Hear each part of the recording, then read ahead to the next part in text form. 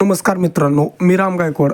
तर आजच्या व्हिडिओमध्ये आपण पाहणार आहोत की ज्येष्ठ नागरिकांना मुख्यमंत्री तीर्थदर्शन योजनेचा लाभ कसा घेता येईल त्याबद्दल आजच्या व्हिडिओमध्ये आपण पाहणार आहोत. तर चॅनलवर नवीन असाल तर चॅनलला सबस्क्राईब करायला विसरू नका.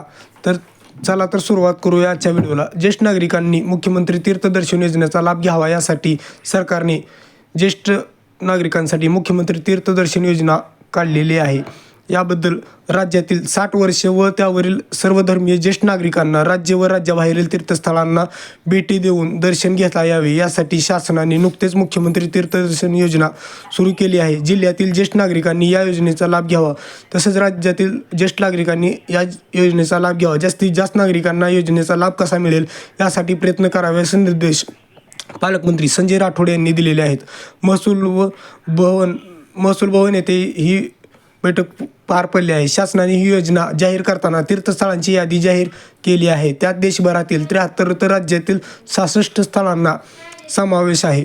यात जिल्हा व परिसरातील काही स्थळे सुटलेली आहेत. या स्थळांचा समावेशासाठी शासनास प्रस्ताव सादर करण्याच्या सूचना पालकमंत्र्यांनी केल्या. या योजनेसाठी शासन स्वतंत्र पोर्टल तयार करत आहे. त्यावर ज्येष्ठ नागरिकांना ऑनलाईन नोंदणी करता येतील.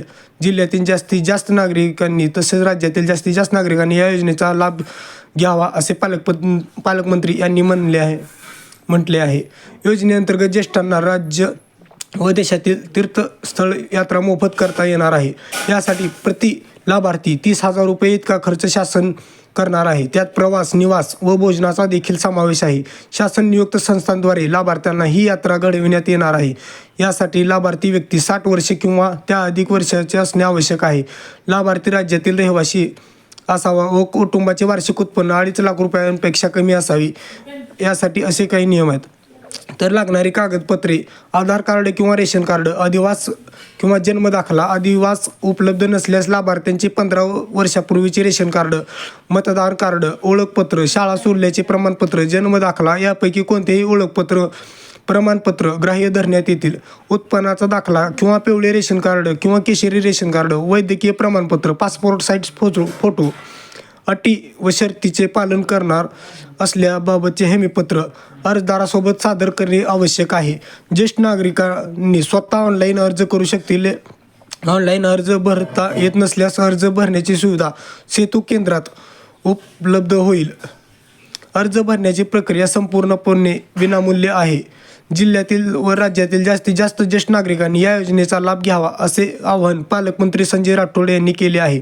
सुरुवातीस समाज कल्याणाचे सहाय्यक आयुक्त भाऊराव चव्हाण यांनी या योजनेची माहिती दिली होती.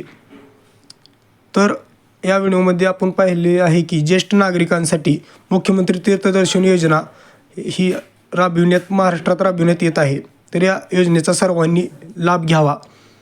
तर आपण या चॅनलवर नवीन असाल तर या चॅनलला सबस्क्राईब करा. धन्यवाद.